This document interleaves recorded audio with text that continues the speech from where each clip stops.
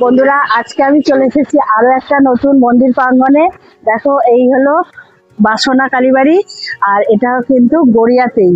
তো এই দেখো, একটা সামনে মন্দির প্রাঙ্গণের পাশে একটা সুন্দর একটা জলাশয় রয়েছে, তার পাশে একটা কিন্তু ছোট্ট একটা পার্ক আছে। তার সামনেই কিন্তু এই মন্দির প্রাঙ্গণ। আর মন্দির প্রাঙ্গণে দেখো সুন্দর দুদিকে গেট আছে। তো এখান দিয়ে কিন্তু মন্দির প্রাঙ্গণে ঢুকতে হবে। মন্দির প্রাঙ্গণে ঢোকার সামনেই তোমরা দেখতে পাবে খুব সুন্দর, দেখো এখানে বেল গাছ, তারপরে দেখো এখানে ধূর্ত ফুলের গাছ, টগর ফুলের গাছ, খুব সুন্দর কিন্তু এই যে কত ফুলের কুড়ি হয়ে আছে, দেখো এখানে একদম সামনে কত ফুলের কুড়ি হয়ে আছে গাছে। তার পাশেই দেখো বাবা ভোলানাথ এই যে বিরাজ করছে এখানে, খুব সুন্দর একটা দেখো বাবা ভোলানাথের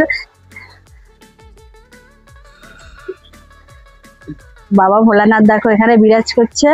তো দেখছো খুব সুন্দর লাগছে, চারিদিকে দেখো একদম লাল গেট দিয়ে ঘেরা রয়েছে, ভীষণ সুন্দর। তার পাশেই আর এখানে ধূপ আর মোমবাতি জ্বালানোর কিন্তু এখানে জায়গা রয়েছে, তোমরা কিন্তু মাকে নিবেদন করে ধূপ মোমবাতি এখানেই কিন্তু রেখে দেবে। তো দেখো ছোট্ট একটা জায়গা আছে, এখানেই ধূপ মোমবাতি জ্বালাবে তোমরা। ওরা দেখো খুব সুন্দর এখানে আকন্দ ফুলের গাছ, দেখো কত ফুলের কুড়ি হয়ে আছে, কত সুন্দর লাগছে। দেখো মন্দির প্রাঙ্গণের সামনেটা দেখো তোমরা। আর এই দেখো পুরো একদম রাস্তার ধারে, এখান দিয়ে কিন্তু গাড়ি চলাচল করছে। আর দেখো শ্রী শ্রী বাসনা কালী মন্দির, তোমরা দেখো এখানে।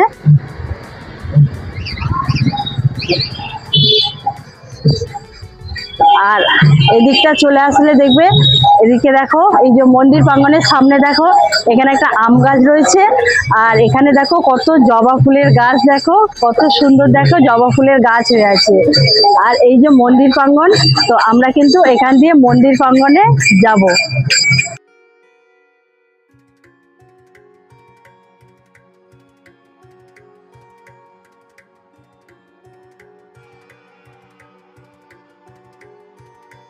চলো এখান দিয়ে কিন্তু মন্দির প্রাঙ্গণে উঠছি আমি।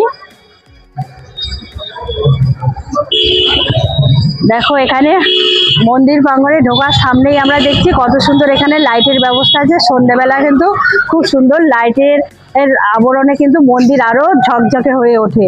তো দেখছো পুরোটাই কিন্তু লাইটের ব্যবস্থা রয়েছে। তো এই হলো পুরোটা, আমি তোমাদের এখান দিয়ে ঘুরিয়ে দেখাচ্ছি। দেখো, আর মন্দিরের গেট কিন্তু এখন বন্ধ আছে, তো 12টা থেকে কিন্তু মায়ের মন্দির বন্ধ হয়ে যায়।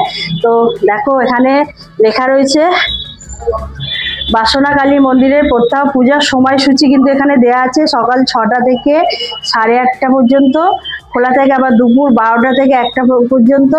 তারপরে সন্ধ্যাবেলায় কিন্তু এই 6টা থেকে 8টা পর্যন্ত খোলা থাকে, আর সন্ধ্যা 8টার পর মন্দির বন্ধ থাকবে, সেটাই কিন্তু দেয়া রয়েছে। তো এটা হলো সময়সূচি। আর এখানে দেখো মন্দির বিগ্রহের সামনে কিন্তু একটা বড় একটা ঘন্টা রয়েছে, আর এখানে খুব সুন্দর ঝাড়বাতি ব্যবস্থা রয়েছে। এগুলো কিন্তু সন্ধ্যাবেলা আরো সুন্দর করে তুলবে মন্দির প্রাঙ্গণটাকে। তাকে কিন্তু আমি দেখাতে পাচ্ছি না। তো 12টা থেকে কিন্তু বন্ধ হয়ে যায় মায়ের মন্দির। তোমরা কিন্তু আসলে সকাল 6টা থেকে 8:30 মধ্যেই কিন্তু আসবে, তাহলে কিন্তু মন্দির প্রাঙ্গণ খোলা পাবে। আর তোমরা এখানে সন্ধ্যেবেলা এলে কিন্তু খুব সুন্দর এখানে দেখবে আলোর যে একটা সুন্দর আবরণ হবে, সেটা কিন্তু তোমরা খুব ভালোভাবে উপভোগ করতে পারবে। চলো আমরা এখন কি করব, তোমাদের পুরো মন্দির প্রাঙ্গণটা ঘুরিয়ে দেখাবো। চলো আমরা কিন্তু এই যে এখান দিয়ে সোজা চলে যাচ্ছি মন্দির প্রাঙ্গণের চারিদিকটা তোমাদের দেখিয়ে দিচ্ছি। চলো।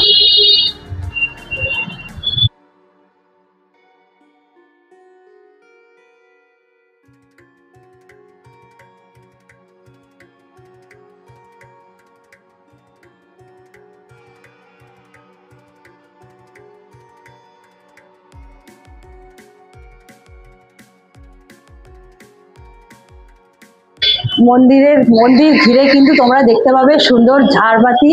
তো কত সুন্দর ঝাড়বাতিগুলো দেখো, যখন তোমরা সন্ধ্যেবেলা দেখবে এই ঝাড়বাতিগুলো জ্বলছে, তখন কিন্তু আরো সুন্দর হয়ে উঠবে।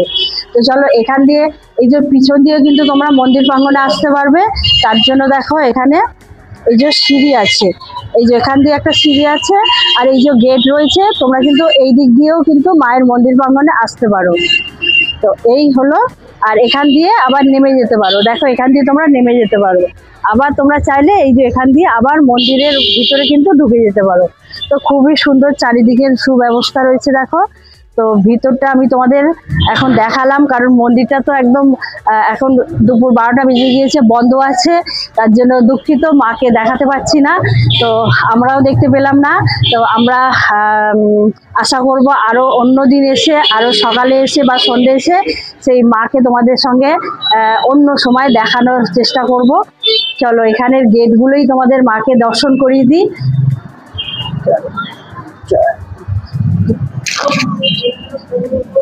তো তোমরা মন থেকে মাকে কামনা বাসনা করো, তাহলেই কিন্তু তোমরা মাকে কিন্তু দেখতে পাবে। চলো আমরাও কিন্তু মাকে মন থেকেই কামনা করছি। চলো আমাদের মাকে এইভাবে আমরা আজকে দর্শন করলাম মাকে। তো চলো, খুব সুন্দর কিন্তু দেখো, এই যে চারিদিকটা তোমাদের দেখালাম, এত সুন্দর, ভীষণ সুন্দর। পাশে একটা জলাশয় রয়েছে, তার জন্য কিন্তু একদম ঠান্ডা আবহাওয়া, এখানে একদম শান্তিতে তোমরা কিন্তু মায়ের মন্দির প্রাঙ্গণে এসে বসে দাঁড়াতে কিন্তু তোমাদের একটু অসুবিধা হবে না। চলো এখন তাহলে তোমাদের আমি দেখাবো মায়ের মন্দিরে পুজো দেওয়ার জন্য কোথা থেকে প্রসাদ কিনবে আর ধূপ মোমবাতি কিনবে। তো ডান দিকে যেটা আমি জলাশয় বলছিলাম, এটা কিন্তু গড়িয়ার আদি গঙ্গা। তো এইটা হলো গঙ্গা, তোমাদের দেখালাম।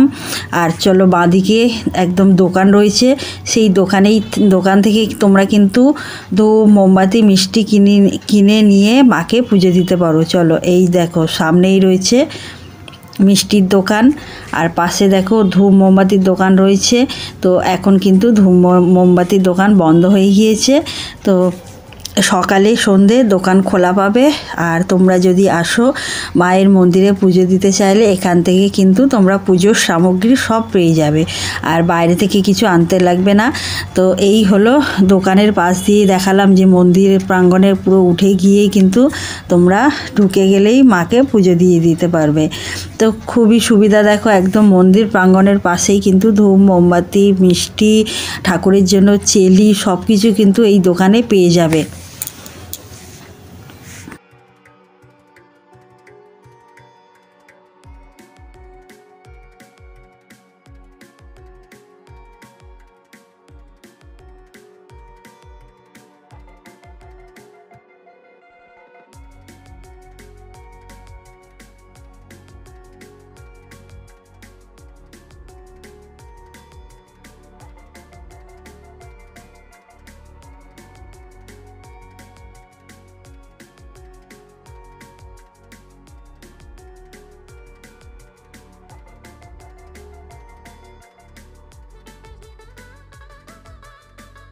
ঠিক আছে, বুঝলে?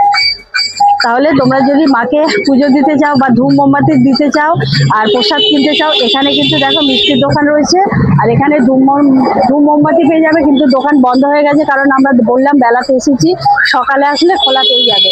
একদম দেখো মন্দির প্রাঙ্গণের পাশেই কিন্তু তোমরা এখান থেকে বেরিয়ে যদি কেউ হাতে করে না কিনে আনো, তোমরা কিন্তু এই জায়গাটায় পেয়ে যাবে। তাহলে এখান থেকে কিন্তু তোমরা ধূপ মোমবাতি মিষ্টি নিয়ে মাকে কিন্তু পুজো দিয়ে দিতে পারবে। তাহলে এই যে তোমাদের আজকে দেখিয়ে দিলাম, শুধু মাকে দর্শন করাতে পারলাম না, তো তার জন্য দুঃখিত। তো আমিও কিন্তু দর্শন করতে পারিনি মাকে, তো চেষ্টা করব আরো একদিন এসে মাকে দর্শন করার জন্য। তো ঠিক আছে, আজকের মতো